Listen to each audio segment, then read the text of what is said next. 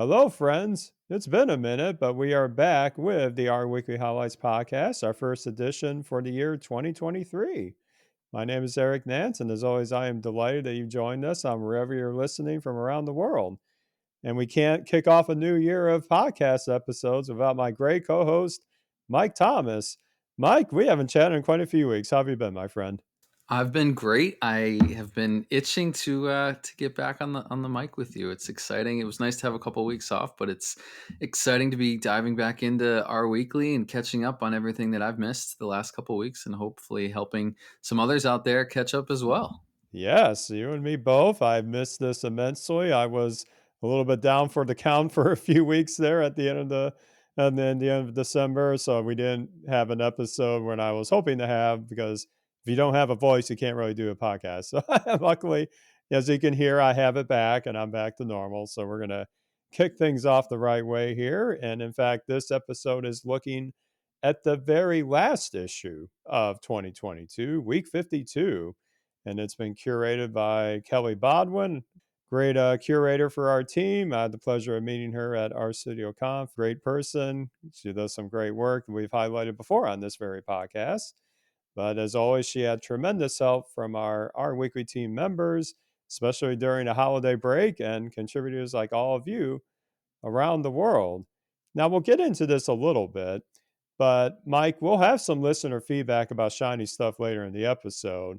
But I don't know about you. I tend to get a lot of common questions about how to do things in Shiny. Do you mind sharing me maybe what a common question you might get sometimes about how to do something in Shiny by chance? Listener feedback. People listen to this? It's amazing, isn't it? We actually have an audience. So common things that I'm trying to do in Shiny. I would say probably one of the simplest things you could do is just render some sort of a plot or a table on the server side and try to display that in the UI. Yeah, that's one of the bread and butters. And a common question might be, like you just said, how do we get a table inside? Well, Shiny is definitely, as you and I both know, a very powerful framework for building interactive web apps. And to create a table in a Shiny app, you can use the DT package.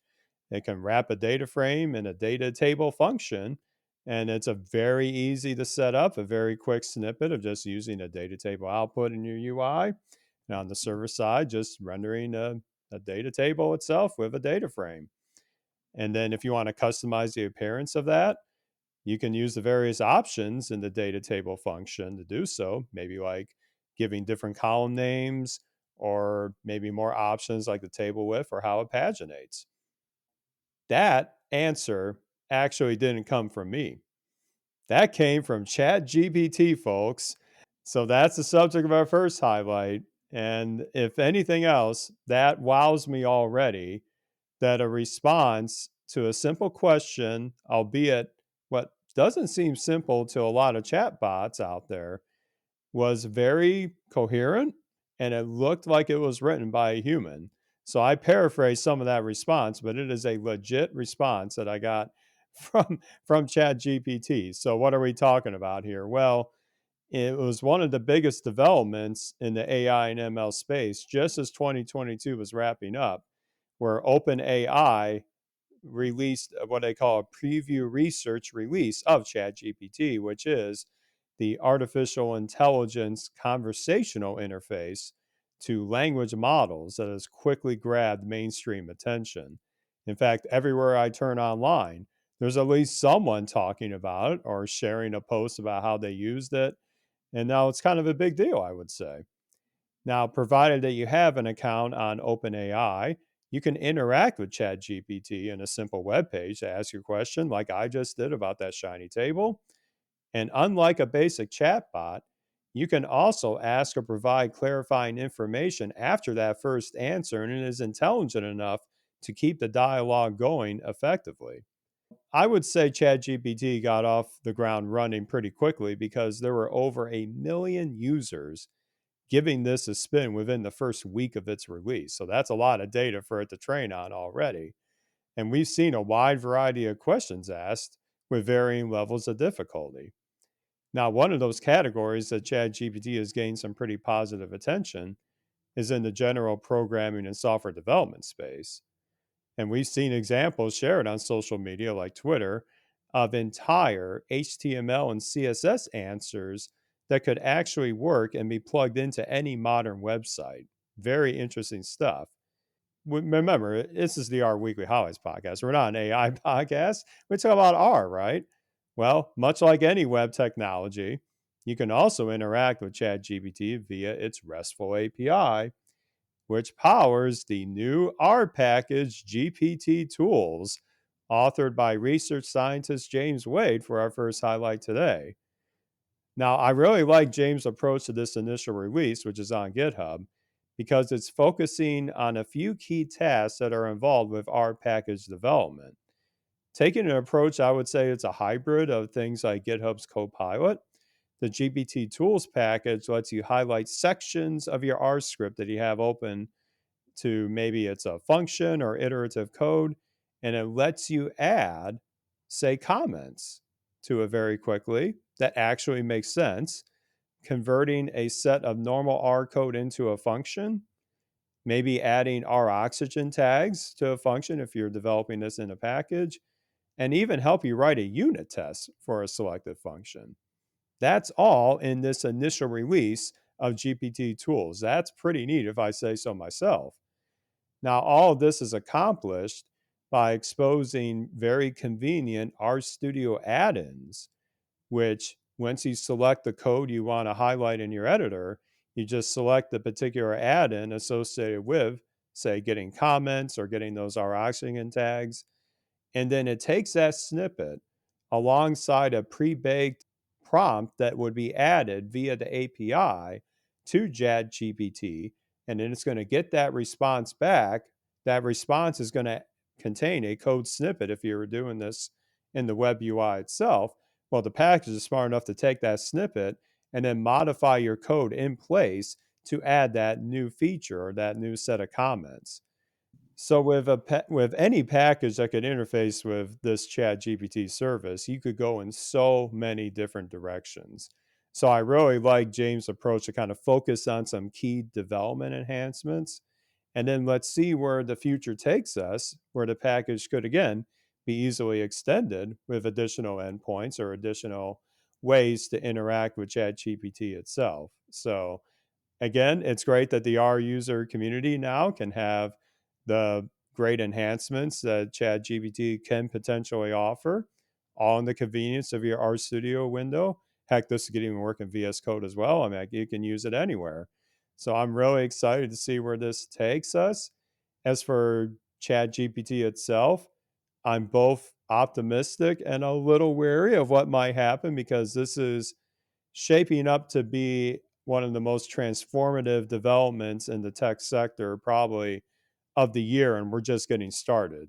Well, there's certainly no lack of buzz around Chat GPT lately. And I guess looking back over the past maybe 12, 18, 24 months, right? We've had some other GPT-3, was it something like that? We've had Yes. some other large language models that have sort of gotten close, but not provided the power, it seems, that Chat GPT has. They were sort of paving the way for Chat GPT.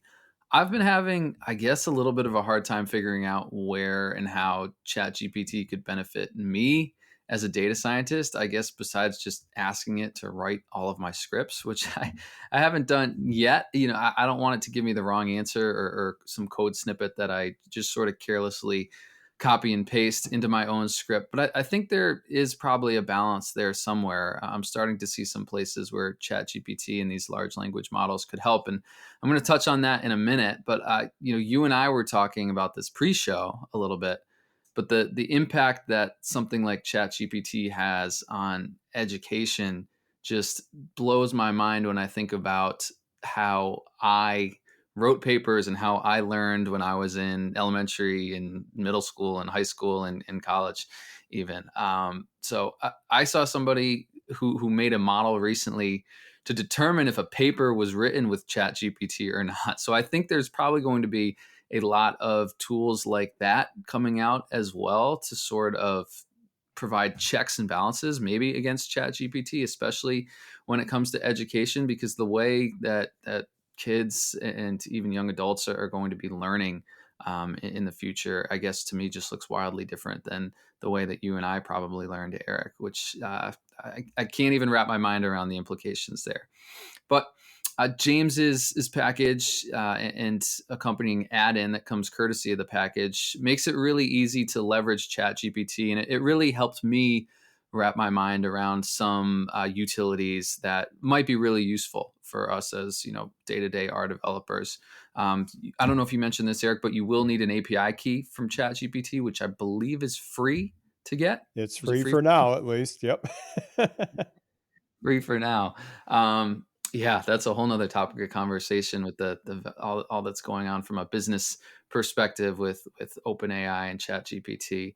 And I guess one other question for you, because you've used it and I haven't used it yet, is there a way to provide ChatGPT with feedback on whether or not the response it gave was correct or useful? Yes, there is. So that was one of the, I think, the biggest reasons they wanted to release it now, knowing that it's going to have a non-negligible amount of times it might give a wrong answer to a question. So when you get a response back, you can immediately give it even just a quick little thumbs up or thumbs down, and then you can have a conversation with it to actually say why you think that answer is inappropriate or not quite addressing your particular question. And they're taking that feedback, and there are other ways to submit feedback directly to OpenAI themselves, not just through ChatGPT itself. But they're trying to make it easy for people to provide feedback. And I've certainly seen situations where the answer coming back is written really well. Like it seems plausible, but it is just completely off base. So your mileage will vary, especially in this early stage of it. Yeah, it's so funny. I think I've seen the exact same thing where it'll provide the wrong answer, and then the user will say, "That answer is wrong. Can you try again?" And then it might provide the right answer the Yes, second time. exactly. So, again, wrapping my mind around how that works on the back end of this model is, I guess, from somebody who doesn't do any large language modeling. It's very different than the typical statistical predictive models that maybe you or I make on a day-to-day basis, where Right. you put the same inputs in, you're going to get the same output, Yeah. or roughly the same output, Yep. right? Yep.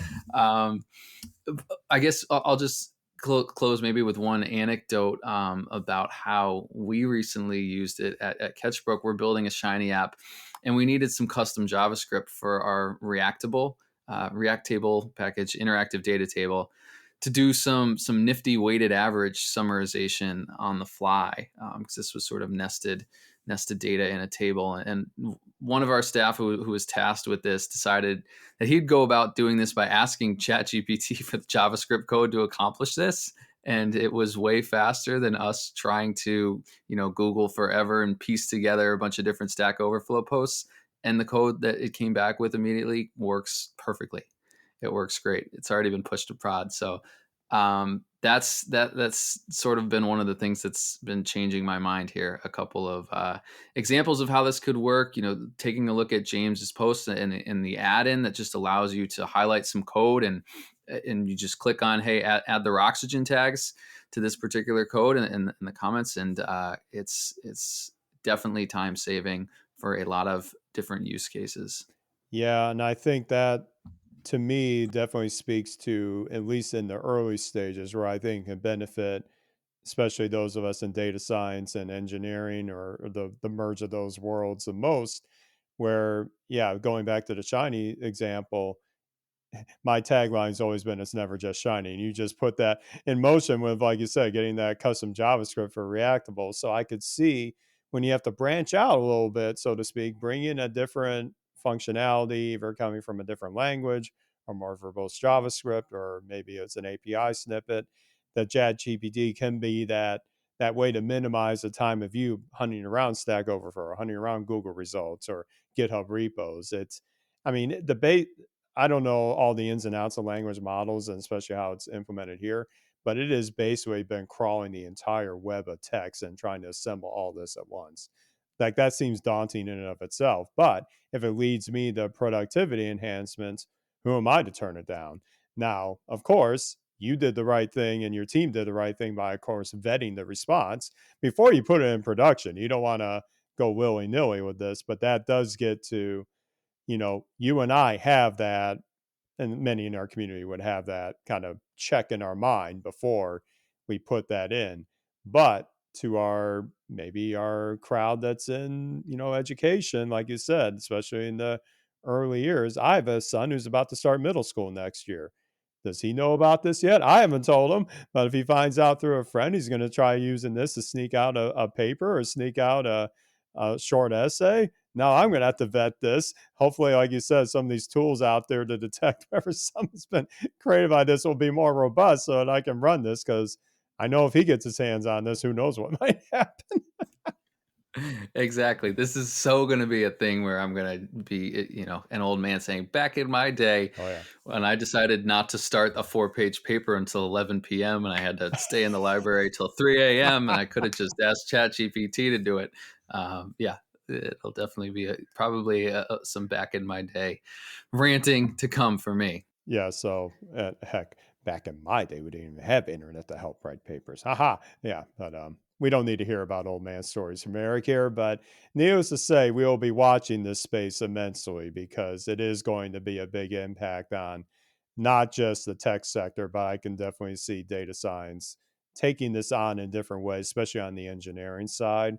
We'll have to see how it does with other examples. But again, it's getting an absolute boatload of additional training data with the uptake it has. And as you alluded to earlier, we still have yet to see how OpenAI is going to monetize this. Apparently, they have plans in the works, and apparently, some very big, prominent companies or influencers in the tech sector are trying to get into this or have already gotten into this. So, it's a space that we're going to be watching, whether we like it or perhaps not. It's going to have an impact down the road. But in the end, I think if it can help your productivity to get your job done better, why not? So just best used responsibly.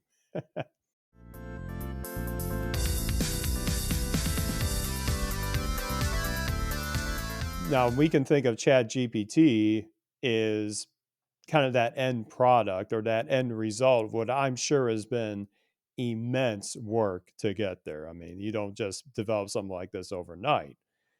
Well, in the world of AI and ML, typically the tail end, like I said, of this model being deployed or that deployment itself, now, as in recent years, that's been called MLOps.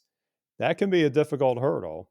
I've experienced it a little bit in the past, and I know many others have that have listened to the show.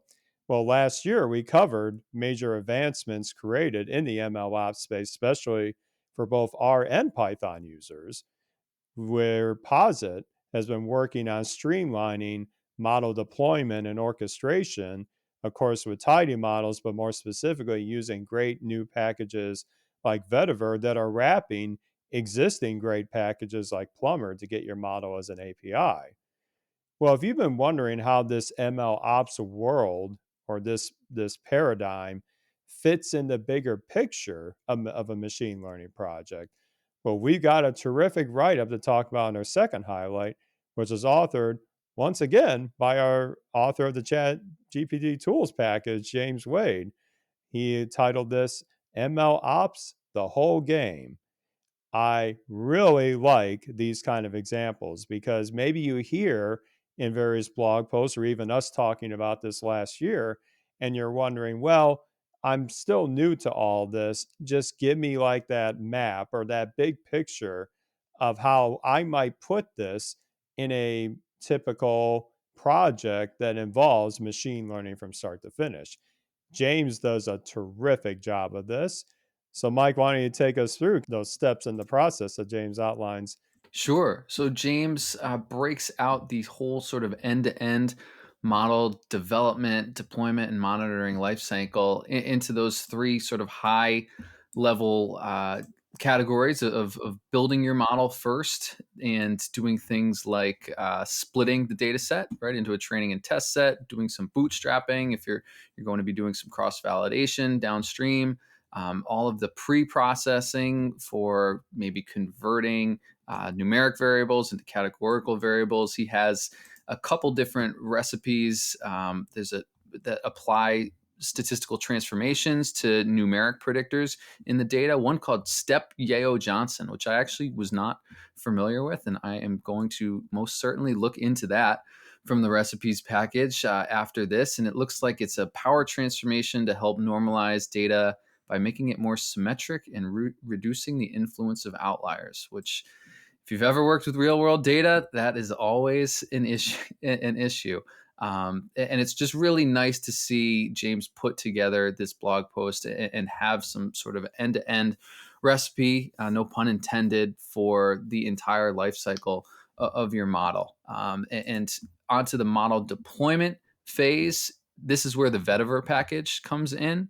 And I know that, we've talked about this many times on this podcast, but the tidy models, vetiver, and pins packages really come together to create an ecosystem for accomplishing, what James calls here the quote unquote whole game.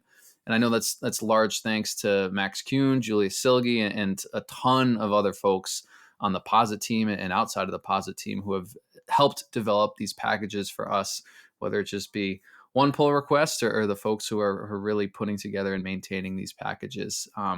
For a lot of us who have been building models in a real world corporate setting for years, we had to sort of roll our own Oh, yes. MLOps, right? And here, and here's my second. Back in my day, we didn't even have the term MLOps, right? And we didn't have the plumber package to quickly turn a model into an API that could be pinged. So it's amazing that we have these tools at our disposal now. I would say that our ecosystem at this point is on par, if not slightly ahead in some aspects, maybe along the lines of model monitoring and model deployment, as the Python ecosystem, right, which has gotten most of the buzz for productionizing machine learning models over the last few years. So it's great to see the R ecosystem catching up. And if you are not necessarily familiar with all of the steps that come after just building the model on your local desktop, the vetiver package is a great place to start for deploying that model. And what it allows you to do is interact with the pins package as well to create multiple versions of that particular model, because we know that if we are managing our models well, the data that hits those models may change over time, and those models need to be refreshed and retuned, refitted, to ensure that those models are making the most accurate predictions for your business, giving the changes that are coming into the data that's hitting those models. And obviously, if we are using Posit Connect, we have access to really easily pin these models to what's called a pins board, which allows us to easily take a look and version all of the different versions of our models that would be on that board. And then finally, what we can also do on Posit Connect or other places, if you prefer to deploy your model outside of Posit Connect, is to create that model API using that plumber package as well, which has some really nice integrations with the vetiver package that are these simple one-liner functions that will write your API for you, even write a Docker file for you if you need it. Vetiver write Docker is literally a function that creates a Docker file. So it's really incredible, the functionality that some of these packages have and just how easy they make our life nowadays. And the post sort of wraps up with model monitoring as well, which there's again a one-liner vetiver plot metrics, which allows you to over time, whether that be on a daily basis, however often you're retraining your model, to take a look at the accuracy by day or by month, however often that model is getting retrained, to really manage your model and have a nice view of how that model is performing over time, and maybe helping you make decisions on whether that model needs to be retrained today or we're good for the next week, we're good for the next month. And that's really something that I think was a pretty big weakness in the ecosystem before. I think it was a really big missing piece, the model monitoring aspect. And it's a really important piece to ensure that you're not just throwing a model out there and allowing it to get hit for months and years without making any changes to it at all. So it's really nice to have some of these tools that at our disposal. And I really appreciate James taking the time to sort of put this holistic blog post together that really displays the end-to-end life cycle here, that's complete not only with a lot of narrative around how this all fits together, but plenty of our code as well. Yeah, this I cannot underscore enough. Having these convenient ways to deploy and monitor are going to make even just my team's life so much easier as we develop more ML models based in R. Yeah, my the back in my day, the story coming from me is that I did have to stitch together this entire thing of model versioning and model metric monitoring, and I did a poor job of it. I tried my best, by golly, I did. But I remember trying to hack away at Amazon S3 bucket tags to act like a version number, and then trying to write an internal package to scrape all that and then show it up in the Shiny app to say you're choosing version point 0.1 or point 0.2 or point 0.3. It was all clunky as heck. But I sure gave it the old college try. But now with Vetiver, it is going to be literally just a function call away. And now, it would be easy for a company like Posit to only optimize this tooling for their professional product as a way to quote unquote get users into it. But no, you're not confined to Posit Connect. You're not confined to any of that. You could Dockerize this, like you said, with that little function call and throw it on whatever model hosting platform you like. It could be anywhere. Once you can run a Docker container, your possibilities grow exponentially where you host it, which will make many of those teams in the DevOps, especially the ops side of your ML tooling, very happy that they get that flexibility. So kudos to Posit for always making sure that you're not locked in, vendor lock-in, so to speak, to their products to actually take advantage of all this functionality, because a pin board can be hosted in many different places, not just Posit Connect. It can be an S3 bucket. It can be on Azure. It can be many, many places, even a simple web interface. Like, it can be anywhere. So I think this post is, again, your gateway into seeing how all this works. And then you have the leeway to double click, so to speak, into these different parts and experiment to your liking. But again, James did an excellent job to put all this together with one of my favorite open data sets, the Palmer Penguins, because I'm a Penguin fan, as many of you know. My daughter is very into penguins right now too, so this was very, very topical. If she could read, and she would have absolutely loved this post. But we're still working on that. Well, in the inevitable time that she needs a computer, talk to me, because I know some penguin themed things that she could use on that. Hint, hint. Thank you very much. It sounds like we got lots to talk about after the show. Of course we do.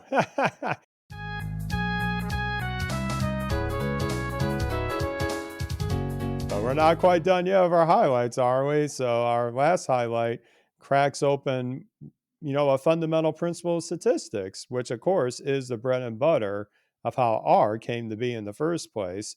And as well as a lot of the things we're talking about in machine learning have fundamental roots in statistics. So at the core of many modeling pipelines, whether we are looking at the big ML landscape or pure statistics, is the concept of regression, often implemented via linear models or logistic regression models, just to name two examples. But if we look specifically at linear regression, that's when we have a continuous outcome that's measured in a quantitative way. The model will explore ways of modeling the variability in that response based on the average or mean of that response. That's a central measure, which we'll touch on a little bit here.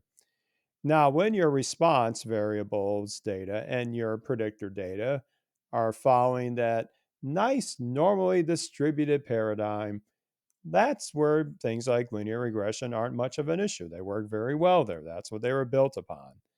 That's what we call a parametric assumption. But in the real world, as you alluded to earlier, Mike, not everything lines up so nicely. We might have a handful of outliers in our data, or the variability in our response measure may change depending on what level of the response we're looking at. That's where another powerful technique that doesn't get a lot of attention, called quantile regression can provide substantial improvements, and a terrific post and video authored by data scientist and statistician Yuri Zablotsky reveals these improvements in a very accessible case study. So, what Yuri has done in both the post and the video, and I definitely recommend watching the video, it's a pretty quick one, but it really explains things very well. He uses both made up data and real data sets coming from many R packages to show both through visualization and model assessment statistics, such as the AICS information criterion or AIC, that a quantile regression model, which by default uses the median response by default, gives a meaningful improvement to model performance compared to linear regression in these situations. So the post is structured to address the common data issues one by one. He starts off by looking at the outlier issue and then progresses all the way to when you have a skewed distribution and non similar, or what we call non homogeneous, variability in the response. Again, quite common in the real world. And he uses a data set looking at wages of Europeans, I believe, to illustrate this. You can go really far with quantile regression because you're not just confined to looking at that median, or what we call the 50% quantile, if you will.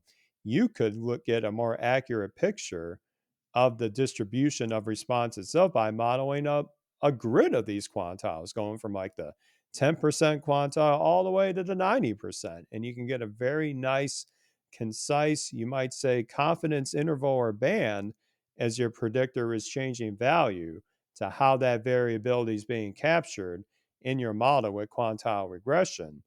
Whereas where that's going to be changing based on that predictor value. Whereas the linear regression is going to have kind of a constant look at that variability, which may miss a lot of key relationships in your data. So I think this is a very underrated technique that I'm going to be keeping my eye on the next time I have a regression problem that doesn't fit the happy-go-lucky world of normally distributed data. We often don't deal with that, especially when you have small sample sizes. And I've been down that road with some of these biomarker data sets that were only collected on a subset of patients because the procedure was quite expensive. So you can't expect 500 patients to be paying for that. It's maybe a very small subset.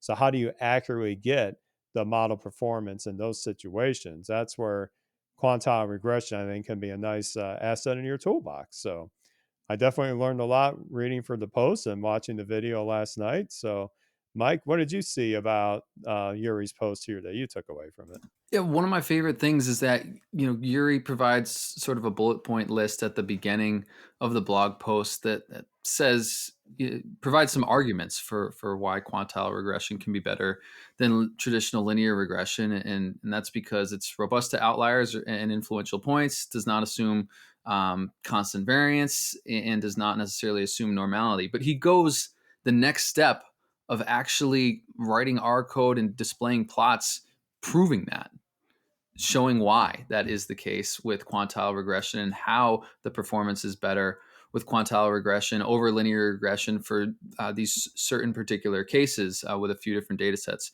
as you said. So I really appreciated that he didn't just make the argument, he actually proved the argument to us as well, which was beautiful. A couple other things that I noted, especially us Bayesians, we know how much better we like the median than the mean. And most distributions that I see on a daily basis, they're not perfectly normal. So they really have trouble with linear regression, or I guess I should say linear regression really has trouble with a lot of the distributions that I work with on a daily basis. So it's just great to have additional tools in our toolbox like quantile regression, and great to see it getting some press, as you said, because I don't see it get pressed too often, unfortunately.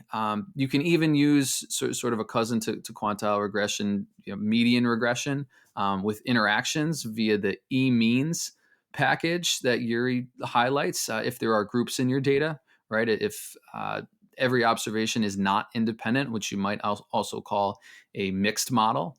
And Yuri provides examples for Bayesian median regression as well, So there's so much in this blog post. It's fairly lengthy, but there's a to be gained on this. And if you want sort of the non blog post version of this, if you prefer consuming things through media such as videos, that's right at the top of the blog post as well, and we can link to that in the highlights as well. It's a 14-minute long video that I am looking forward to watching.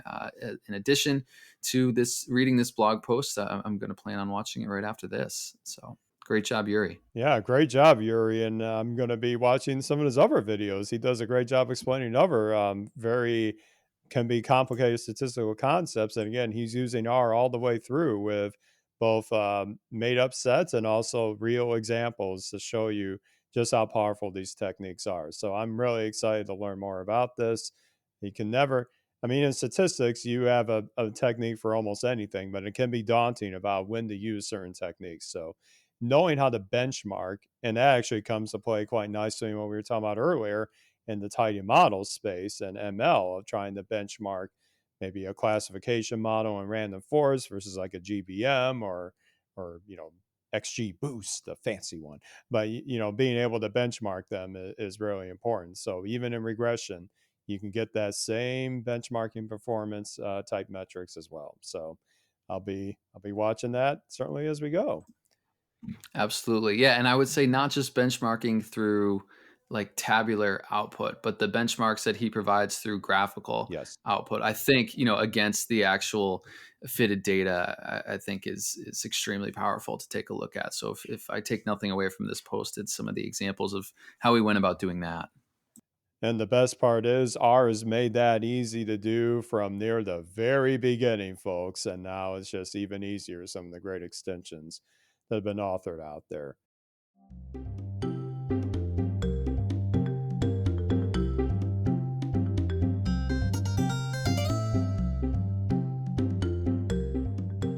Well, you know what else is easy? There's a whole bunch of other things to talk about. And since we were off for a bit of extended time due to yours truly a voice given away there at the end of December, I'm actually going to give a call out to the issue previous to what we're talking about today in week 51 for my additional find. And that is Nicola Rini's post, who's been a longtime contributor to highlights in the past. She gives a terrific overview of what is the newest object oriented programming development in the R ecosystem called R7. We've also seen presentations about this from Hadley Wickham in last year's RStudio Conf. But this is something to watch for if you're building object oriented tooling in R. It's still very early, but there's been fully sanctioned working groups about this effort.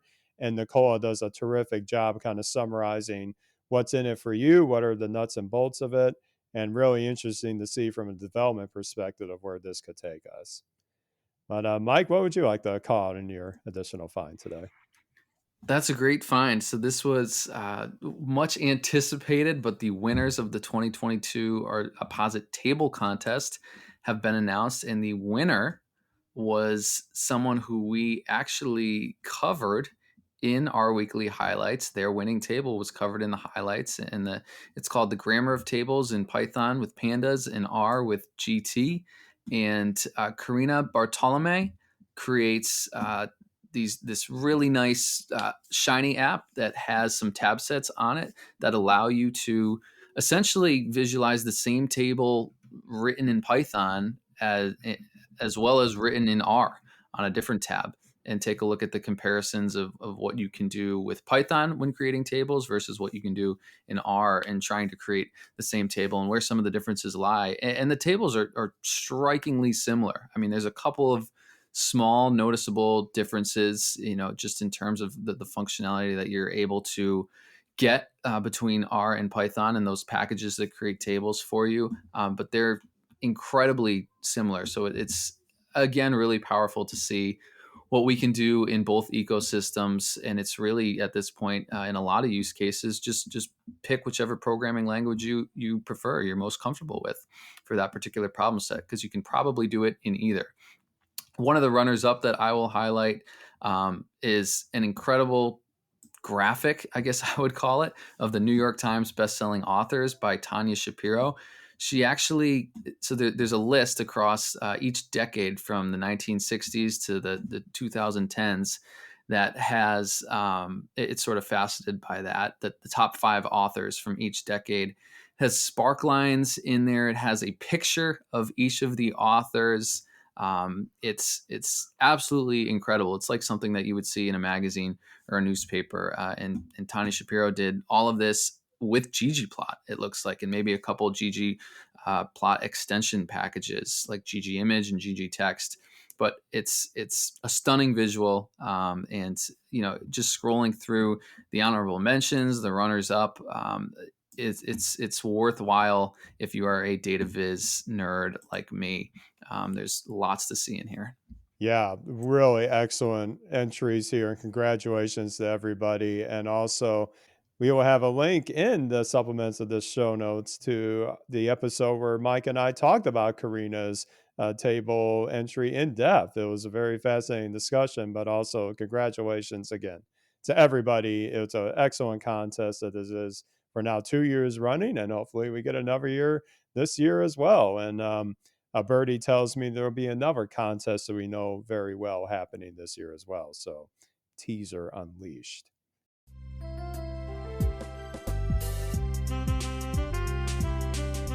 Well, we're not going to tease this. We actually have some great listener feedback to share. And it's actually a question around Mike and I's wheelhouse here. So, we're going to highlight an email that we got from our contact page from listener David. David writes, "Hi, Eric and Mike. A big thank you for all that you contribute to the art community, and in particular with the podcast, and to the whole Art Weekly team for pulling great content together.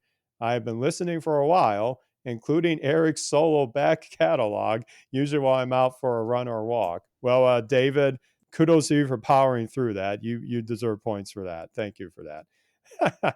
David carries on. "I know you both love Shiny." You're right about that. "And don't shy away from tackling the contentious topics. So I'm wondering if you are aware of a web development framework like Python's Django framework for the Shiny world. I ask because I'm collecting some data from lots of remote users at the moment, and Django was the quickest and easiest way to build a web interface to get the data into a SQL database, which I can then access, analyze, and visualize with R, thanks to packages like DBI or PostgreSQL and dbplyr, etc. Are you aware of or thinking or planning about an R tool that provides a framework like Python's Django or Ruby's Rails? Cheers, David." Well, David, that's an excellent question. And I can tell you what I've done in the past is I've actually been able to stay in the R ecosystem and kind of stitch this together, so to speak, where maybe I have a Shiny front end to a data entry like form. And then I have that talk to an online database that maybe is hosted on AWS or another service to put all that together and then have other apps that actually consume that data, and maybe it's only a select number of users that see that consumption and then do some visualizations or reporting metrics or generate other insights around that. So I'm not aware of anything off the shelf that would be right up that Django framework. But again, I've just stitched this together in Shiny itself in I guess, a somewhat custom way.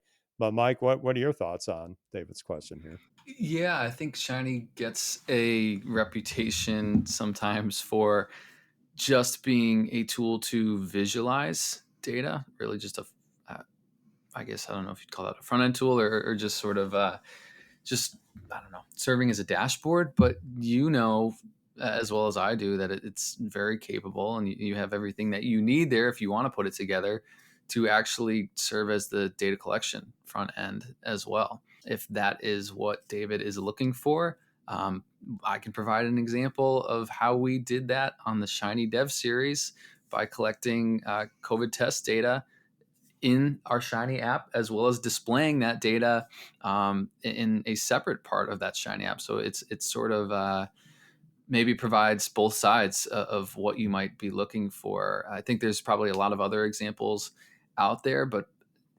it's not always shiny, like we say, but there's definitely a way to do it. Yeah, and we'll have a link to that episode. We had a great time talking about that, and it was a very innovative way to collect that data with a geo kind of mapping framework on top of it.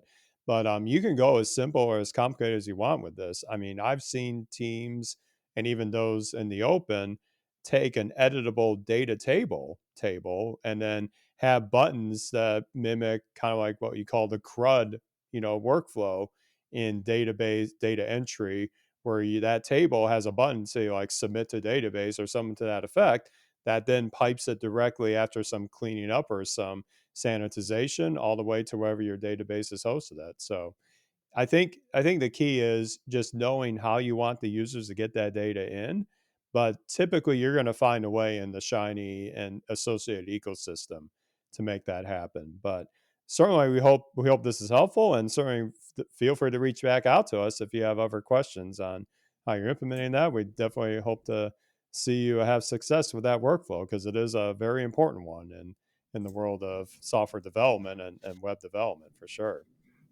Absolutely. And like the packages he mentioned, DBI, our PostgreSQL, they have functions for not only reading the data from those databases, but also writing data to those databases. Exactly. I actually used that firsthand from both perspectives in a little quiz thing I did for the recent R Pharma conference. So I've seen both sides of it, and like I said, David, let us know how it goes, and yeah, hopefully you have good success with that. And if you want to get in touch with us, so one thing I haven't highlighted as much as I should have is that if you want to quickly send us a message via a contact form, that's easy to do. We'll have the contact form directly linked in the show notes here, but if you want to find it yourself, you just go to rweekly.org.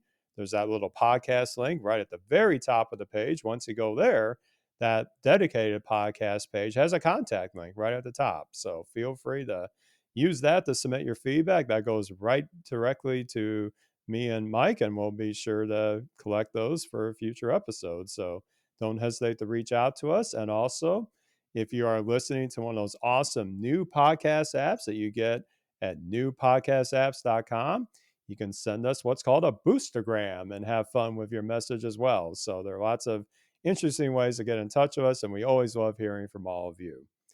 Well, we've had a great time discussing all things R in this episode.